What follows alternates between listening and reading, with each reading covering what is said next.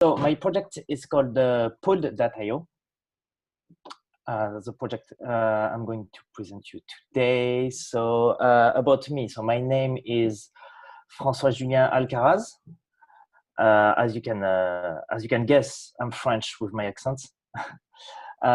So I've been a software engineer for like 8 years now, and I have like various experience in like corporations, startups, or agencies. I've been mostly doing iOS development.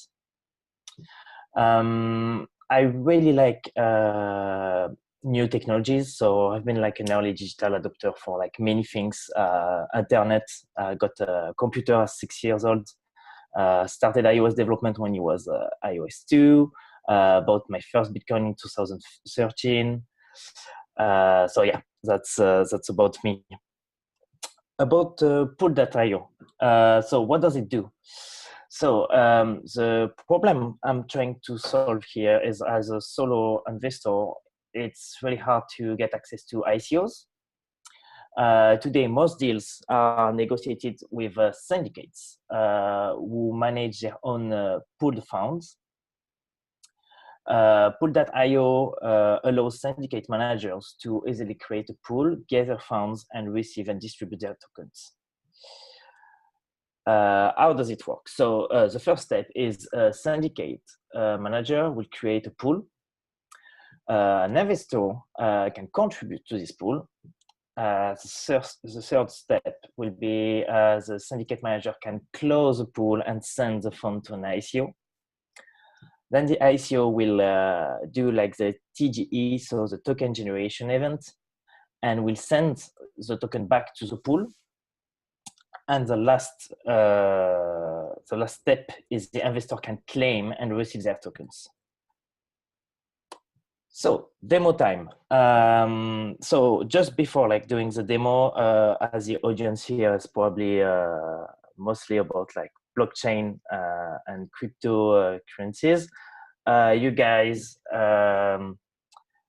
maybe know primablock.com. Primablock.com is exactly what I'm trying to do here. So I choose to do this because I wanted to practice the technical stuff as much as I can and not care too much about the project side. So that's the reason of why it's really similar. Okay, let's go to the demo. So also another point is I didn't have time to finish the project. So I'm gonna go until where I can. And then I'm gonna explain you after what does it do exactly, okay? So today I have this website, so it's live on my machine. So syndicate manager can just like go on the website and create a pool. Here you have different parameters. So for example, a manager can like set a minimum Ethereum per contributor or maximum. You can also have like a total pool allocation, right? So for example, here I'm gonna put like 50. Auto distribution will means like if the token could be like automatically claimed by the investor, or if the manager wants like to enable first the distribution. Destination address. So it's basically like the ICO smart contract. So you don't necessarily need that, you know, because like sometimes the ICO are not ready yet with their smart contract. So you have the option to put it or not.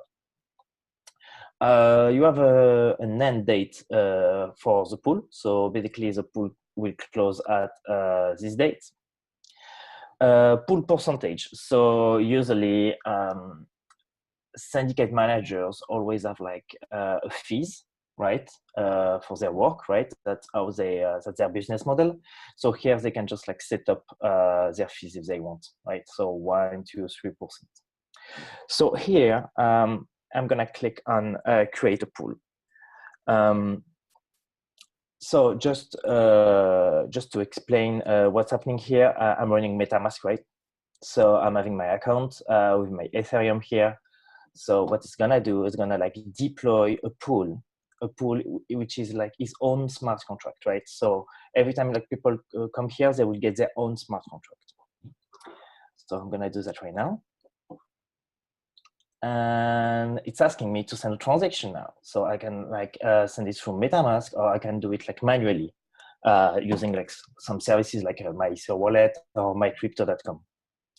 So let's do that with MetaMask. So as we can see, the amount is 0 ETH. I'm not sending any ETH. I just want to deploy a smart contract, right? It's gonna it's pretty costly. It's not supposed to be this amount, right? Like I think right now we should have like gas around like maybe like 10, yeah, 5. You see, so if I put 5, it should be like way cheaper. So like $8. Just for the demo, I'm just gonna like have this. Okay, so let me just confirm the transaction, right? Okay, so now I have my pool, which is deployed. It's live now. I have a URL here, which I can give like to my contributors, right? So that's all the people who will be investing in this pool, right? So just to remember why I'm creating a pool is to participate to an ICO, right? So a lot of ICOs, they are like having like pre-sales where like you need like to have a minimum of like 50 or 100 Ethereum like, to participate.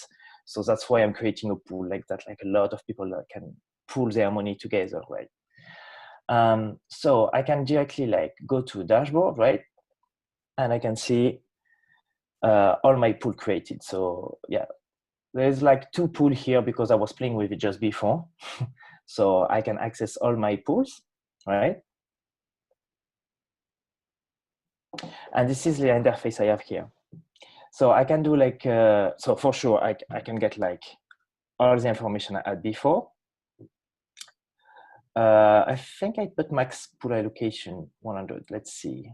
It's probably this one then. Yeah, exactly. So that's the one we just created here. So I can edit a pool, close a pool. So close a pool will enable like the transfer, right? Or cancel a pool in case like the ICO refuse or there's any problem, right?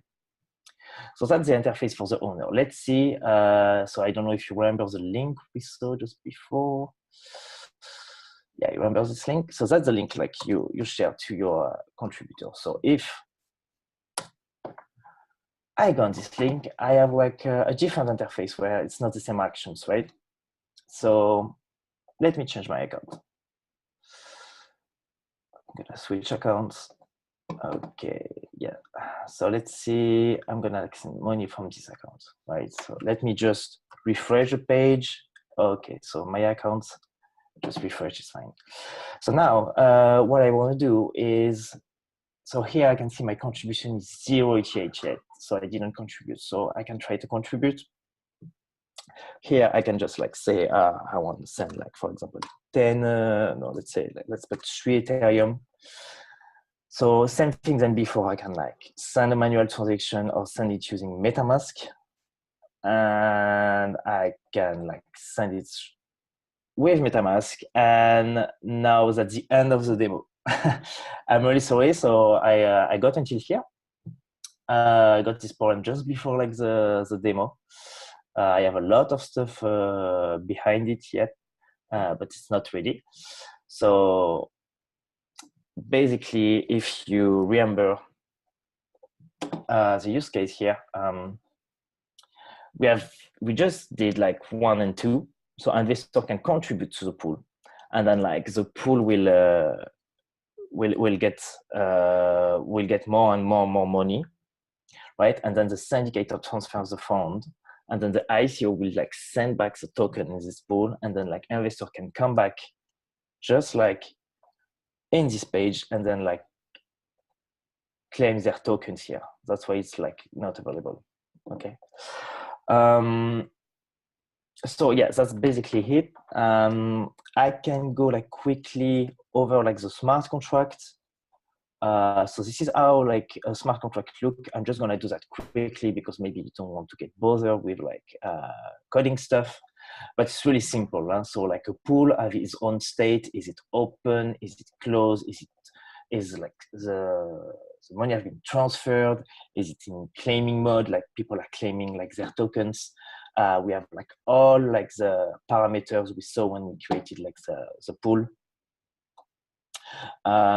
This is like what happened when creation of the pool. So we are like putting all the parameters.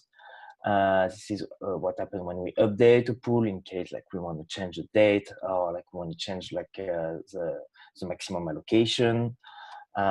We have a deposit function as well. So like when people are like contributing to the pool, we want to do some calculations. Also have like we can close a pool, we can like withdraw. So in case of people, if they want like to back off, like just like take their money and like not be part of the pool. This is a function which is called when the manager transfers the fund to the ICO, right? This is a little magic where we have like the fees. So pool.io like take his fees and the owner take his fees back, right? We have this function as well. Oh, I forgot to tell you about that, but like, yeah, there is an option about auto distribution. So it's basically if you want your investor to be able to claim automatically their tokens or not. So that's what this function does. So you can authorize a token claim. And then the final function, which is like the claim function. So basically people can claim their token, and based on like their participation in Ethereum, we are able like to do the calculation and knows exactly how much token they should receive. Back to the presentation. Demo time. Please do not live demo. Yeah, as you can see, it's not a live demo at all. So business model. So as PrimaBlock is doing, this is basically the same business model, right? Like it's just copy paste. So pool.io take a fee for each pools, which is 0.5%. I have a different vision than what they do, because a lot of people basically use their service and their smart contract is not open source. So basically there is like millions and millions of funds gathering together, and nobody have like any idea about like what's going on in this smart contract, which I think it's pretty crazy. In my situation, I want to put it open source and free to use. So if people like knows how to use smart contract and stuff, they can just use it and use their own, right? And so if you pay the fees, it's because you use the interface, right? And you have a support behind it. Obviously free to use on testnet, right? So because you need to use the tool before to be sure it works well for your need. And as I said, like the profit will be reinvested in client support and future developments. So what's behind? So a lot of technologies.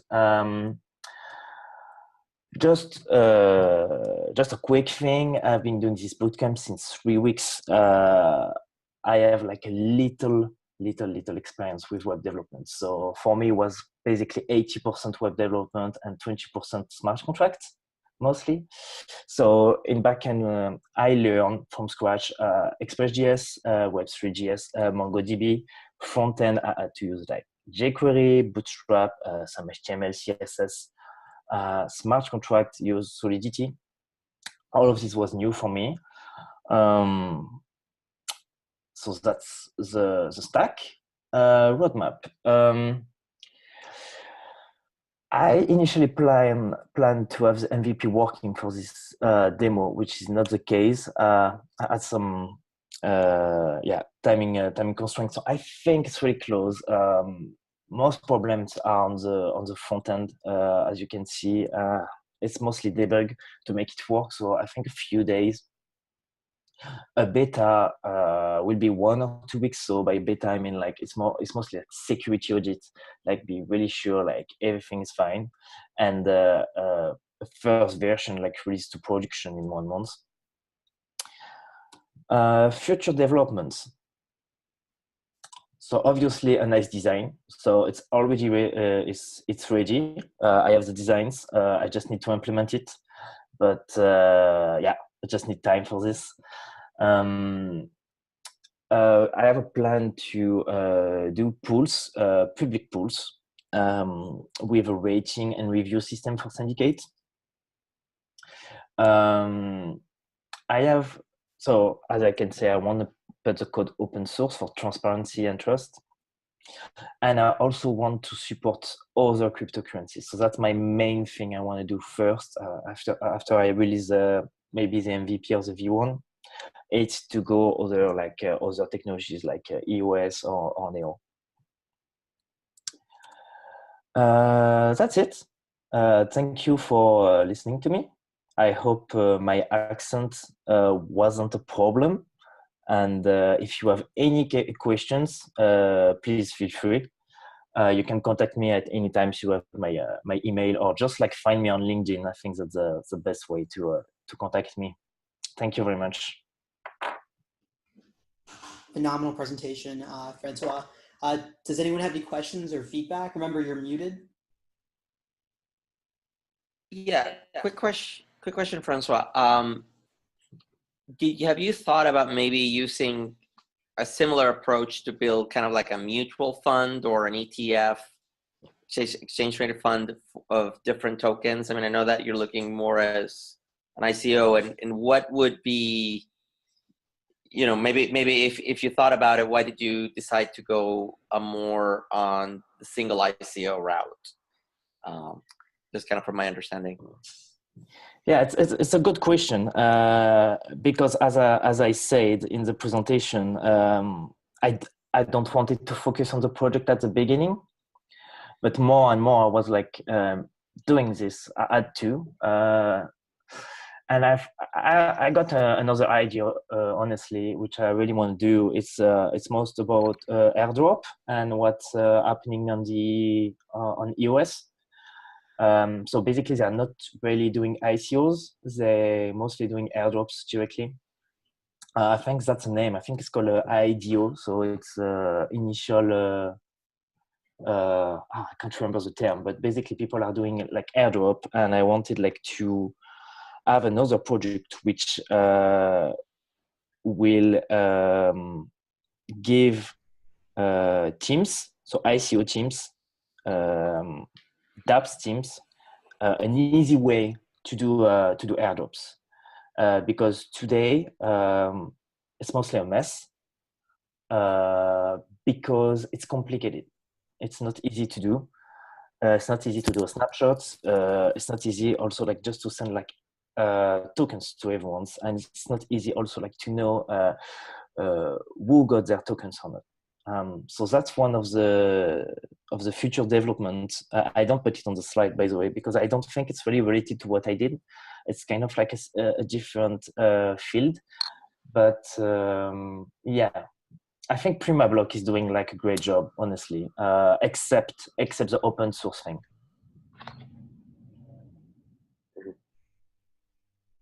I don't know if that answers to your question. No, that's great. Thank you. It's just the reason why I bring it up is obviously there is people who want to get an ICO and they don't have necessarily the minimum amount that they can spend.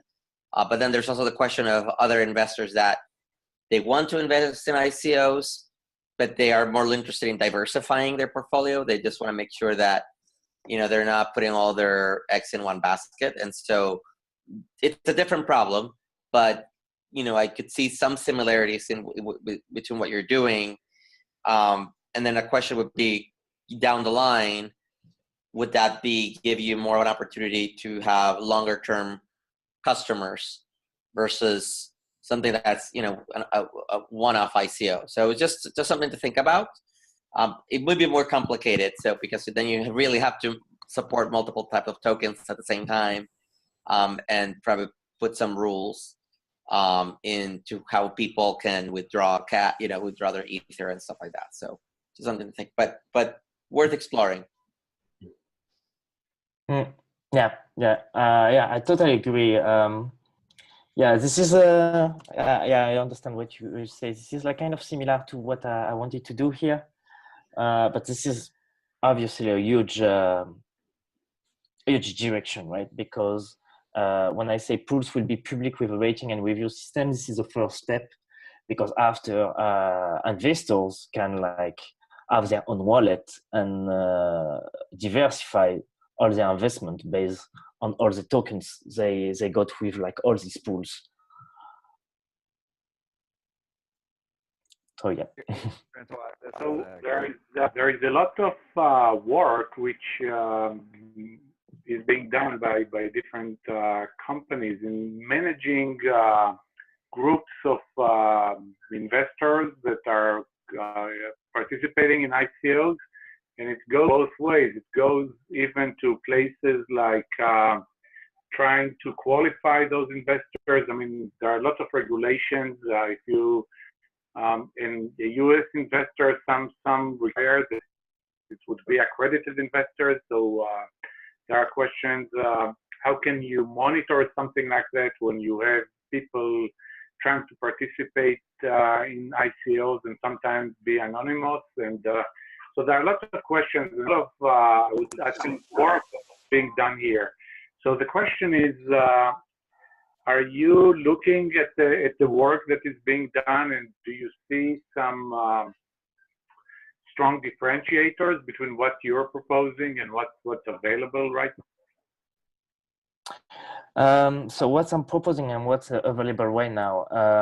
So as I said, there's one competitor which is exactly doing this. And if I'm watching what's happening in the ICO space, yes, I've been an analyst for what, like since February, so for 3 or 4 months, which I just analyze ICO, especially on the tech side. It's for a company where we just like give ICO reviews to syndicates. So I understand all the problems they have, and it's really not easy to solve the needs. And I think like there's like a lot of different problems to solve. Here, what I'm trying to solve is like more on the syndicate side, like to gather money like for the ICOs. I have a question for you. Mm-hmm. So is there it's a general question. Do you envision a one-to-one relationship between a pool and an ICO? And also, does there necessarily have to be a relationship between the people who create a pool and an ICO? Or could it be anonymous? Could there be like, could I create a pool for an ICO that somebody else is doing and not even know these people or know anything about them? So I think there's questions here. The last questions about anonymous, yes, because I mean, yes, depends, right? But like basically you create a pool and you participate to a pool with your Ethereum address. So there is not your name, nothing there. PrimaBlock is have like a login system, right? But it's basically anonymous. No, I meant if I were to create a pool, do I have to does the pool owner, the person who creates the pool, need to have a relationship with whoever's doing the ICO? Not necessarily. I mean, if you have access to the crowd sale a smart contract address, yeah, and then you just want like to send them money and like you trust them like to send the tokens back, yes, you can. But usually it doesn't work that way, right? Like you contact the ICO, you need to convince the ICO like you're someone trustable. So obviously you're not gonna be anonymous by doing this. And then they will give you access to their ICO. Okay, so there has to be at least one in this country. There would have to be at least one accredited investor. The pool owner would have to be an accredited investor. Exactly. Okay, got it. Yeah, because the ICO, I mean, like on their legals on their side, and to be legal, they have to do this. they need to know who. That's why we have KYC, right? Okay. And would it be possible to create a pool? And the first question I had is there a one-to-one relationship between the pools and the ICOs? One pool for one ICO. You can create as many pools as you want. Right. Okay, so you can have many pools for a single ICO. Yeah. Could you have a single pool for many ICOs? Today, with what I did, no, but it's possible. It's technically possible, yes. Okay, this is really cool. Who is the competitor, if you don't mind me asking? Yes, no, yeah, no problem. I'm showing it to you. I'm doing advertisement of the competitions. So it's called a PrimaBlock. I see. Yeah. Wow. Yeah, that's why I was saying like they do a great job. Except it's not open source, so that's what I have a problem with, because you just send money and you don't know where does it go. Okay. All right. Thank you very much. Welcome. Really cool. Francois, this is Kurt. Just a quick question. Is there any risks from the investor side on the syndicate? Because I think when you originally set it up, you said they didn't have to have the address for the ICO in there. They could do that later. Is there any risks that can get sent off to a different location, not get returned, or returned with a different token? So this is a really good question. This is the first thing I was thinking on the product side when I was working on this, is like PrimaBlock has this problem, right? It's just a tool to make a pool and then to send it to someone. They don't deal with like the trust side, right? And I was trying to answer this question, like, can we make it like trustable? Can we make it secure? And the answer is like, no, for one reason. The reason is when ICOs occurs, it's not like 1 year ago when you have just like one public crowd sale and it could just go for 1 or 2 days, it's a mess, and then that's it. Now, like everyone, all the ICOs are avoiding this by doing pre-sales. When they do pre-sales, usually they do pre-sales way before like the TGE, which is the token generation event, right? So you maybe send like, I don't know, your money in February and you get your token in May, right? So this problem is when the ICO are like gathering the money, they never have like the same address. It's not even a smart contract. It's maybe a wallet or something. It's a trustable like relationship between like the syndicate and the ICO. So the ICO could be a scam, right? It could be totally a scam. It already happened. The syndicate could be a scam as well, right? It could like just send like pools to people and people like just trust the syndicate and just the guy just run with the money. So to answer your question, I didn't find any answers to that because of this problem with the ICO. If the ICO already have like a smart contract ready at the pre-sales, where they say, and they publicly say, this is the address for the smart contract, this is where we accept money from, then like you can make it secure, because like the investor who participate to the pool will see like the destination of the pool, and it's gonna be locked. Okay. All right. Well, yeah, thank you very much for that information. Yeah, great presentation. Yeah, I have another question. Is there a problem, or could be a problem, where the pool acquires the tokens from the ICO in different prices, and then how does an investor make sure, if this is the case, that he's treated fairly according to the time that he sends his money to the pool, his tokens to the pool? Okay, so I didn't understand the first question, but we can come back after. To the second question, how are you sure about like basically what's happened with your money, right? So if you send your money to a pool, so it's like sending a money to a wallet, right? You send the money to a pool, so you send the money to a smart contract. Smart contract can have an address, exactly as a wallet. So you can track that on the Ethereum blockchain, right?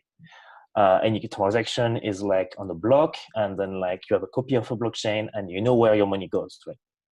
Then after, what's happened? It's like just gonna go back here. Yeah. So you send your money to the pool, and then what happens? Like this fund goes from the pool to the ICO. So same thing on the Ethereum blockchain, you're able like to track this and to see, oh, this money went from there to there. So you assume this money goes to the ICO, and then at one point you receive tokens, and then you can see how much tokens you receive, right? And then like, because the smart contract is doing the calculation for you, it will give you like the percentage, the exact percentage. So you get the right amount of like tokens.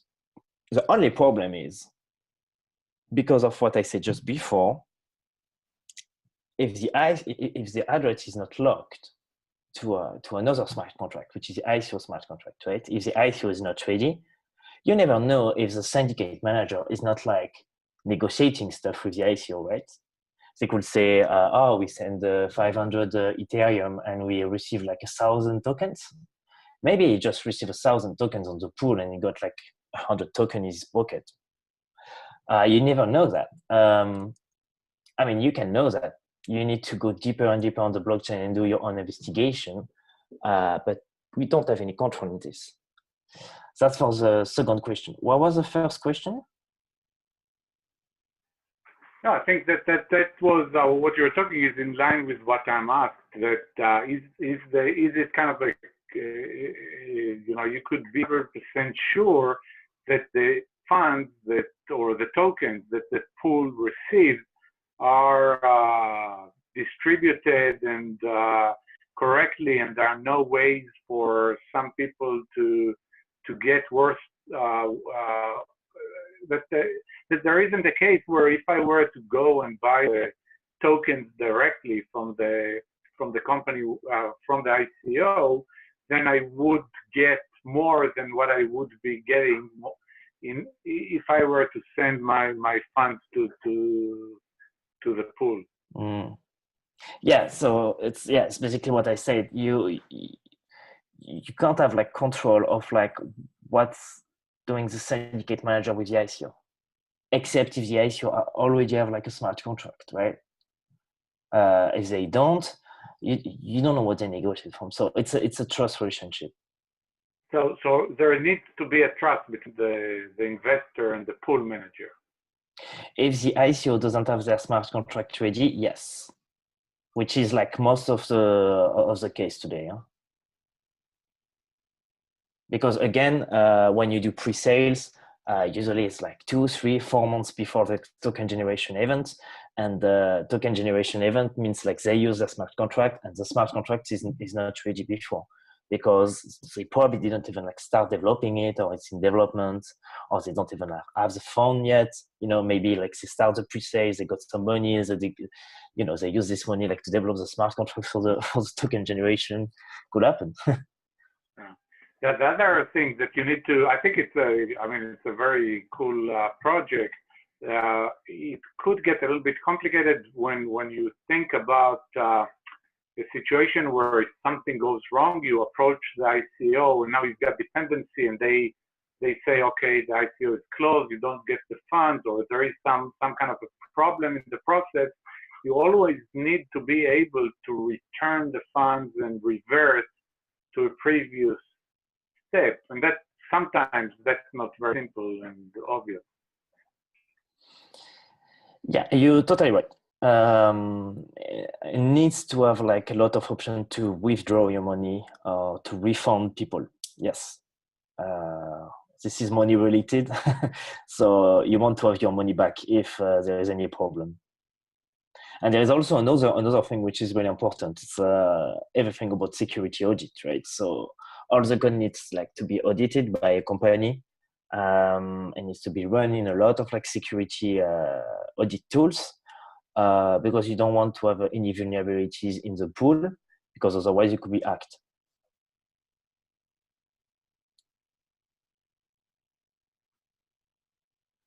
Yeah. Thanks a lot. This is really interesting. So I think it's a very interesting project. Thank you. Francois, you just piqued my interest because you said you had to have security on the tools, and yet you were going to make it open source. Aren't those two competing against each other? If hackers see the source code, Yeah, you're kind of stepping away from the security. exactly. This is a good question. So when I was working on this, I was doing some reverse engineering on PrimaBlock. So I was trying to understand how everything works, if I was able like to access the smart contract. And, I was doing that just like, not in a way I wanted to steal their thing. Otherwise, I wouldn't even not like talking about this here. It was more in the term of like understanding how things works, right? And I learned a lot with this. That's why that's probably a reason why their smart contract is not open source today. I presume it's because like they don't want to get hacked or something like this. There is a huge risk, right? But most of the other smart contract, all the crowd sale contract are open source. So I think if you do the things right and like you put it public, you should be able like to deal with this, right? There is like a ton of like situation where you got hacked, but this is why we're developers. It's an eternal question, right? Like, do I put it open source? Do I get hacked? Yes, no. If you try to hide it, like maybe like people will try like to break everything, And then as a follow-up, just one quick, whoever else was going to jump in. So then if you don't have the open source, how do you develop the trust? So say that other one that was out there, that OpenBlock or PrimaBlock or whatever it was, but including your own, if you don't make it open source, so people are depositing their Ether into it, how are they knowing absolutely sure that they're going to get what they're going to want? Like, how do they know that there isn't something in the contract that's going to peel off 50% and send it somewhere else? Exactly. You don't know. It's like you subscribe to a website which is called Facebook, and then like suddenly 5 years after, like the guy who owned it is like being sued from everywhere. Like you never know what's happening there. If it's not open source, like nobody knows. And that's the purpose of blockchain. I think like a lot of things are open source now because they have to be, because you need like to build this trust. That's why I was like kind of like PrimaBlock is like really good, but it's not open source.